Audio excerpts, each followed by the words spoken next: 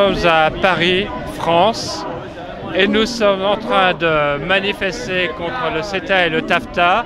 Et en fait, c'est un effet Dracula pour dénoncer des accords secrets qui menacent le bien public. L'accord de libre-échange avec les États-Unis qui est le TAFTA et le CETA qui est un accord de libre-échange entre le Canada et l'Europe. C'est le profit des multinationales qui est derrière tout ça.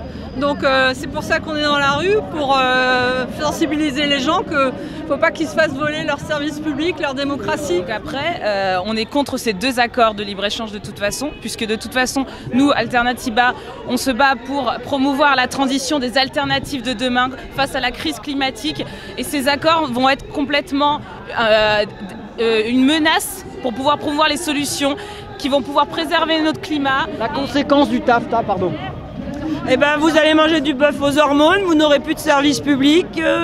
Qu'est-ce qu'on peut vous dire encore? Les multinationales vont mettre à mal vos salaires, vos droits collectifs et individuels, votre sécurité sociale, etc. Le classique poulet au chlore, le porc à la ractopamine dont vous avez entendu parler. Manger du bœuf aux hormones américains et puis on va continuer dans l'absolu nivellement par le bas, quoi. Tous les traités de libre-échange qui existent dans le monde ont en général aligné les normes par le bas. Moi, ça m'inquiète surtout pour tout ce qui est agricole et alimentaire.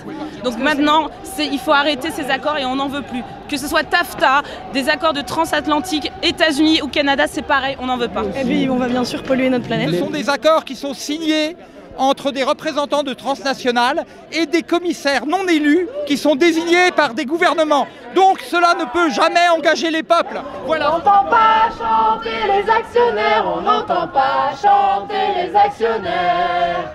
On n'entend pas chanter Jean-Claude Juncker, on n'entend pas chanter Jean-Claude Juncker. Donc on va laisser quelques gros lobbyistes, quelques gros décideurs décider de l'avenir de la planète, mais c'est juste inadmissible et je pense qu'on est nombreux à se rendre compte que c'est inadmissible. Il faut informer la population dans la joie et la bonne humeur. Et ben voilà. On dit que c'est pas aux tribunaux arbitres privés de faire la loi, c'est pas aux multinationales de décider des normes environnementales et sociales. Ben, c'est déjà beaucoup. Il y a déjà des traités bilatéraux qui permettent ça. Et du coup, Veolia, fleuron français, a fait un procès à l'Égypte pour avoir augmenté le salaire minimum, d'une misère.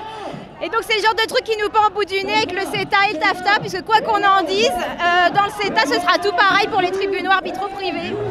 Ils attaquent, l'État paye, et pour éviter ça maintenant, on proposera directement aux lobbies, aux différentes entreprises, de collaborer à la rédaction de la loi pour éviter les procès futurs qui se retournent contre nous, parce qu'en fait, c'est plus les représentants des citoyens qui font la loi, vous avez les représentants des entreprises qui ont également leur mot à dire dans la rédaction de la loi. Dans la rédaction.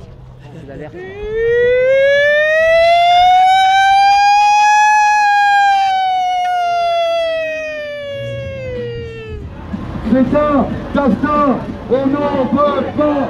Les multinationales ne feront pas la loi. D'être riche, c'est très très dur. Vous ne pouvez pas vous imaginer. C'est difficile d'être riche, c'est vrai. C'est vrai, on devrait compatir à leur malheur. Ah oui, compatissant. Vive l'argent, vive l'argent, vive l'argent qu'on paie et qui s'en va sifflant, soufflant dans les poches des actionnaires. Hey, vive TAFTA, TAFTA c'est super. Sous populaire, emploi précaire et bonne année petit frère. Ni CETA, ni TAFTA, La résistance ne lâchera pas. ni CETA, ni TAFTA, plus fort, Jusqu'au bout on se battra. plus fort, ni CETA, Ni TAFTA, la résistance ne lâchera pas. Pas notre bien là.